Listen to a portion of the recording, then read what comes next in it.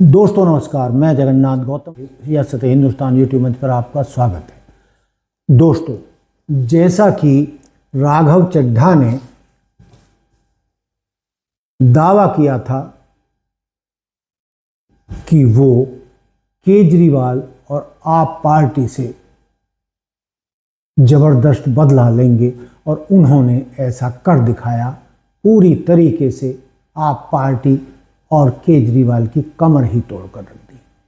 दोस्तों, हुआ क्या कि आज राघव चड्ढा पंजाब के 10 राज्यसभा सांसदों में से 7 को तोड़ के ले गए और उन्होंने केजरीवाल की तो कमर ही तोड़ दी। और अब आगे कहा जा रहा है कि ये तो 70% सांसद टूटे हैं, और जब 70% सांसद तोड़े जा सकते हैं तो 70% विधायक भी तोड़े जा सकते हैं। और पूरी तरीके से ऑपरेशन लोटस पंजाब में शुरू हो गया है। दोस्तों, ये बहुत ही राजनीति का गंभीर मामला है और राघव चड्ढा ने मास्टर स्ट्रोक चलते हुए अपना इंतकाम पूरा कर लिया है। दोस्तों, आपको मैं एक उदाहरण दे रहा हूं कि 1980 में भजनलाल सरकार थी, जो 1977 में जनता पार्टी का उफान पर था और भजनलाल जनता पार्टी के मुख्यमंत्री बने थे हरियाणा में। लेकिन दोस्तों, जैसे ही 1980 में इंदिरा गांधी पुनः जीतकर लोकसभा चुनाव में आई तो उन्हें पता चल गया था, वो राजनीति के पीएचडी थे और उन्होंने सोच लिया था कि इंदिरा गांधी उनकी सरकार को चलने नहीं देंगी। इसलिए उन्होंने 22 जनवरी 1919 को अपने 40 विधायकों के साथ, पूरी कैबिनेट के साथ रातों रात जनता पार्टी छोड़कर कांग्रेस में विलय कर लिया था। और उसका परिणाम क्या हुआ? मुख्यमंत्री भजनलाल ही रहे, विधायक भी वही रहे, सरकार भी वही रही। बस रातों रात सरकार का निशान और पार्टी बदल गई। इसे इतिहास में आया राम गया राम का की राजनीति का सबसे बड़ा अध्याय माना जाता है। दोस्तों, अब अगला कदम क्या? अब माना जा रहा है कि राघव चड्ढा पूरे उफान पर है, उनकी राजनीति उफान पर है और भाजपा नेतृत्व उनकी पीठ पर है। और जैसा कि आपने सुना था कि भगवंत मान, जो वर्तमान में आप पार्टी के सीएम हैं पंजाब में, उन्होंने कहा था कि भाजपा उनके विधायकों को 25-25 करोड़ देकर उनकी सरकार गिराना चाहती है। अब दोस्तों, अब आप ये देख लीजिए कि भाजपा नेतृत्व ने आप पार्टी के पंजाब से 7 राज्यसभा सांसदों को तोड़ लिया है। उसके कुल 10 थे। अब उन पर दल बदल का कानून भी लागू नहीं होगा। तो इसका मतलब ये हुआ कि राघव चड्ढा और भाजपा ने मिलकर एक सेफ गेम खेला है। और अब दूसरा गेम क्या है कि ईडी ने अपनी कार्रवाई शुरू कर दी है। उन्होंने आप पार्टी के नेताओं, सांसदों पर छापेमारी शुरू कर दी है और माना जा रहा है कि भाजपा अगले साल जो पंजाब विधानसभा के चुनाव होने वाले हैं, उससे पहले ही आप सरकार को गिराकर पंजाब में भाजपा की सरकार स्थापित कर देगी। और दोस्तों, ये कोई पहला मामला नहीं है कि भाजपा ऐसा करेगी। वो पहले भी विपक्षी सरकारों को गिराकर, चाहे मध्य प्रदेश की सरकार रही हो, चाहे गोवा की रही हो, नॉर्थ ईस्ट के राज्यों की भी रही हो, हिमाचल में भी कुछ ऐसा ही खेल खेला था और महाराष्ट्र में भी उन्होंने खेल खेला, बिहार में भी वही खेल खेला। उसी नीति के चलते दोस्तों, भाजपा पूरी ताकत लगाएगी। जब 70% सांसद तोड़ लिए तो 70% विधायक भी तोड़े जा सकते हैं। दोस्तों, हालांकि ये काम आसान नहीं है, चूंकि पंजाब में 117 में से 92 विधायक 92 विधायक आप पार्टी के हैं और 60 के लगभग विधायक चाहिए, 2 कुल भाजपा के हैं। लेकिन दोस्तों माना जा रहा है कि पूरी ताकत लगाकर जिस तरीके से राघव चड्ढा के कंधे पर बंदूक रखकर केजरीवाल को तबाह किया है, उसकी पार्टी को तबाह किया है, उसी तर्ज पर पंजाब सरकार को भी तबाह करने की पूरी योजना चल रही है। चाहे उसके लिए भाजपा को अपने खजानों की बोरी के मुंह ही क्यों ना खोलने पड़े, 25-25 करोड़ की जगह 50-50 करोड़ क्यों ना देने पड़े, भाजपा उसमें का वो काम करने भी पीछे नहीं रहेगी। दोस्तों देखते रहिए कि ये कितने दिन में ये काम होने वाला है। आप सरकार को पंजाब में गिराकर अपनी सरकार बनाने वाली है दोस्तों। लेकिन इसके लिए दोषी राघव चड्ढा को नहीं ठहराया जा सकता, इसके लिए दोषी केजरीवाल को ही ठहराया जाएगा, क्योंकि केजरीवाल बहुत ही ज़्यादा महत्वाकांक्षी हैं और वो वन मैन आर्मी की तरह पार्टी को चलाना चाहते हैं। वो नहीं चाहते कि कोई आदमी लोकतांत्रिक तरीके से उनके सामने बात करे, जो वो बोल दें वो ही पत्थर की लकीर है। यही वजह है कि शुरू से लेकर अब तक आम आदमी पार्टी के जो नींव के पत्थर कहे जाते थे, उनसे लेकर आम कार्यकर्ता तक जिन्होंने अपनी पूंजी दांव पर लगा दी, अपनी बचत दांव पर लगा दी, अपनी नौकरी दांव पर लगा दी, उन युवाओं में से लगभग 500 युवा आप पार्टी को छोड़ चुके हैं। क्योंकि जिन आश्वासनों को देकर केजरीवाल ने पार्टी खड़ी की थी, जो जनता से वादे किए थे, केजरीवाल उन वादों को पूरा करने में नाकामयाब रहे। और दोस्तों सबसे बड़ी बात यह है कि केजरीवाल किसी की सुनते नहीं हैं और यही वजह है कि समय समय पर उनको उनके साथी छोड़कर जाते रहे हैं। और आज भी स्थिति ये है कि जो सांसद बचे हैं वो भी कितने दिन तक केजरीवाल का साथ देंगे। कहा तो ये भी जा रहा है कि आतिशी भी आप पार्टी में खुश नहीं है और जैसे ही मौका मिलेगा वो भी टाटा बाय बाय केजरीवाल को कर देंगे। तो अब जहां उसके पास कार्यकर्ताओं का, पार्टी के पदाधिकारियों की लंबी चौड़ी फौज थी, अब संजय सिंह और मनीष सिसोदिया के अलावा उसके पास बचा क्या है। दोस्तों हम ये तो मान के चल रहे हैं कि संजय सिंह और मनीष सिसोदिया तो हाल ही में पार्टी छोड़ने वाले नहीं हैं, लेकिन दोस्तों जो केजरीवाल का रवैया है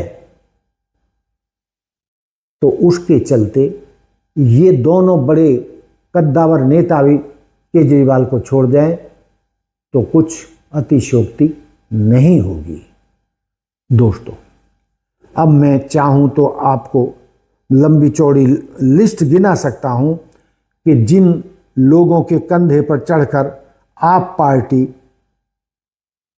सत्ता में आई थी और आश्चर्यजनक रूप से उन्होंने छलांग लगाई थी राजनीति के क्षेत्र में, तो वो लोग केजरीवाल के साथ क्यों नहीं रह पाए। दोस्तों आज की हम बात करें तो राघव चड्ढा के साथ अशोक मित्तल, सरदार हरभजन सिंह, संदीप पाठक, राजेंद्र गुप्ता और विक्रमजीत सिंह साहनी जैसे सांसदों ने भी पार्टी छोड़ दी है।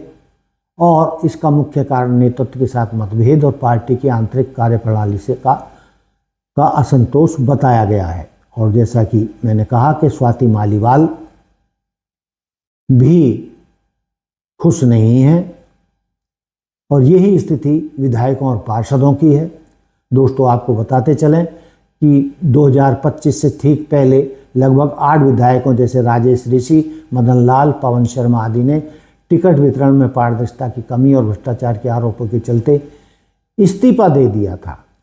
दोस्तों, इसी तर्ज पर वो कद्दावर नेता जिन्होंने अपने कंधे पर पार्टी को संभाला था, आगे बढ़ाया था, पार्टी की साख बढ़ाई थी, जिनमें योगेंद्र यादव, प्रशांत भूषण जो सुप्रीम कोर्ट के वकील हैं, उन्होंने तो आप पार्टी के लिए पार्टी को खड़ा करने के लिए उनके पिता पूर्व कानून मंत्री अरविंद भूषण जी ने तो 1 करोड़ रुपया उस समय दिया था और उस 1 करोड़ रुपए की आज बहुत बड़ी वैल्यू है। दोस्तों, इसी प्रकार जो बुद्धिजीवी नेता थे, जो चैनलों पर जबरदस्त तरीके से बहस करते थे आप पार्टी के लिए, उनमें प्रोफेसर आनंद कुमार और अजीत झा, इन्हें भी यादव और भूषण के साथ पार्टी विरोधी गतिविधियों के आरोप में केजरीवाल ने बाहर कर दिया था। कुमार विश्वास पार्टी के संस्थापक सदस्यों में से एक और मशहूर कवि, राज्यसभा टिकट न मिलने और नेतृत्व के साथ बढ़ते मतभेदों के कारण वे पार्टी से दूर हो गए। उन्होंने केजरीवाल पर पंजाब चुनाव के दौरान अलगाववादी तत्वों के साथ संबंध होने के भी गंभीर आरोप लगाए थे। दोस्तों, आशुतोष को कौन नहीं जानता। आशुतोष भारत के महान पत्रकारों में से एक हैं, जिन्होंने आप में भी कार्य किया, बहुत सारे चैनलों में कार्य किया। कद्दावर नेता आशुतोष पार्टी के बड़े प्रवक्ता थे। उन्होंने 1918 में व्यक्तिगत कारणों का हवाला देते हुए इस्तीफा दिया। हालांकि बाद में उनके और नेतृत्व के बीच वैचारिक दूरियां साफ दिखी और हकीकत तो ये थी कि भाई पैसे ले लेकर राज्यसभा के सांसद बनाए जा रहे थे, और जबकि जो पार्टी की नींव की जड़ थे, महत्वपूर्ण व्यक्ति थे, नेता थे, उनको किनारे किया जा रहा था। इसी के चलते आशुतोष भी पार्टी को टाटा बाय बाय कर गए। कपिल मिश्रा, दिल्ली सरकार में मंत्री रहे कपिल मिश्रा ने केजरीवाल पर सीधे तौर पर भ्रष्टाचार के आरोप लगाए थे, जिसके बाद उन्हें निष्कासित कर दिया गया और अब वो भाजपा में हैं और मंत्री हैं। साजिया इल्मी, दोस्तों, ये मुस्लिम समाज का आप पार्टी में बड़ा चेहरा थी। पार्टी की शुरुआत थी महिला चेहरा। उन्होंने पार्टी में गुटबाजी और लोकतंत्र की कमी का आरोप लगाकर 2014 में ही पार्टी से विदा ले ली थी और भाजपा के साथ चली गई थी। दोस्तों, अब सवाल ये है कि इतने लोग आखिर पार्टी को छोड़कर क्यों चले गए, जो इतने कद्दावर, बुद्धिजीवी, प्रोफेसर, वकील और जो सामाजिक कार्यकर्ता योगेंद्र यादव जैसे, यदि वो आज पार्टी में होते तो पार्टी जाने कहाँ की कहाँ पहुँच गई होती और कई राज्यों में भी अपनी नींव जमा चुकी होती। योगेंद्र यादव तो हरियाणा के बड़े हस्ताक्षर हैं, वो पार्टी को संभाल रहे थे, लेकिन योगेंद्र यादव को भी केजरीवाल ने बर्दाश्त नहीं किया। इसी के चलते हरियाणा के एक बड़े कद्दावर जय हिंद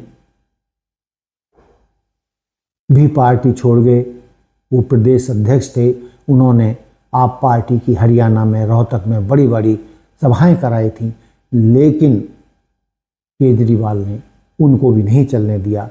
यानी कहने का तात्पर्य ये है कि जितने भी आप पार्टी के या आप आंदोलन से जुड़े या अन्ना आंदोलन से जुड़े नेता थे, जिनके दम पर आप पार्टी अस्तित्व में आई, उन सभी को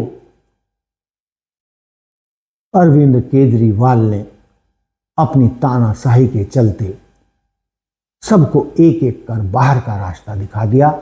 और आज स्थिति ये आ गई है कि वो नेता, सांसद ही अरविंद केजरीवाल को बाहर का रास्ता दिखाने की स्थिति में आ गए हैं। और अब तो ऐसा लगता है कि आप पार्टी का जो इतिहास था वो समाप्ति की ओर है। अब आप पार्टी से केजरीवाल से कोई उम्मीद नहीं की जा सकती। जो उन्होंने अपने साथी नेताओं के साथ बर्ताव किया है, गद्दारी की है, उनका अपमान किया है, उन्हें पार्टी से निकाला है, अपमानित किया है, उसके चलते अब कोई उनके साथ टिक नहीं पाएगा। और देखने की बात यह है कि पंजाब सरकार ही एक आप पार्टी का सबसे बड़ा सहारा थी, लेकिन जिस तरीके से भाजपा नेतृत्व ने ऑपरेशन लोटस चलाया है उसके चलते तो ऐसा लग रहा है कि केजरीवाल की आप पार्टी की सरकार पंजाब में भी दम तोड़ देगी चुनाव से पहले पहले, और भाजपा अपनी सरकार बना लेगी सिर्फ और सिर्फ 2 विधायकों के दम पर, चूंकि वो ऐसा पहले भी करने में सफल रही है। वो साम दाम दंड भेद, इनकम टैक्स, सीबीआई, ईडी का इस्तेमाल करके कैसे नेताओं को तोड़ती है, उनका दम तोड़ती है, अपनी पार्टी में मिलने के लिए मजबूर कर देती है, तो ये वो आज भी करेगी। 25 करोड़ की जगह 50-50 करोड़ देगी। आपके भाजपा के पास पैसों की तो कोई कमी है नहीं। तो दोस्तों, अब जो है केजरीवाल के लिए पंजाब में भगवंत सिंह मान की सरकार यानी आप पार्टी की सरकार को बचाना ही बहुत मुश्किल काम हो गया है।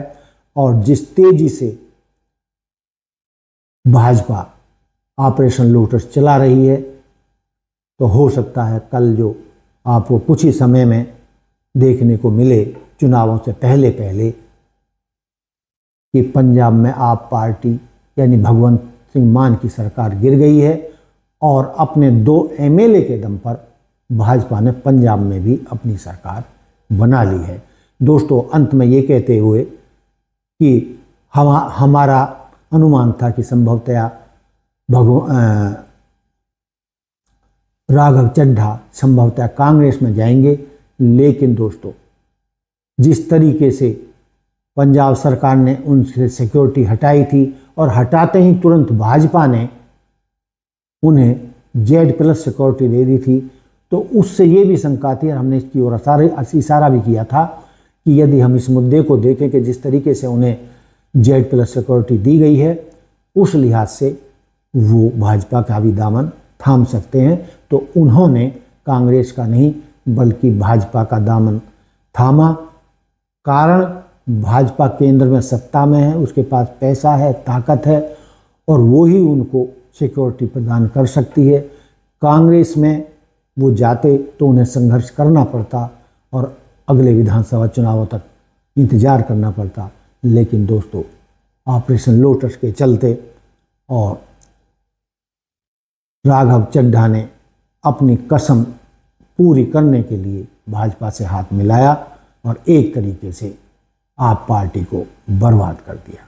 तो दोस्तों, देखते हैं आने वाले समय में कि भजनलाल वाली स्थिति क्या पंजाब में होगी और क्या 2 एमएलए के दम पर भाजपा पंजाब में अपनी सरकार बनाएगी।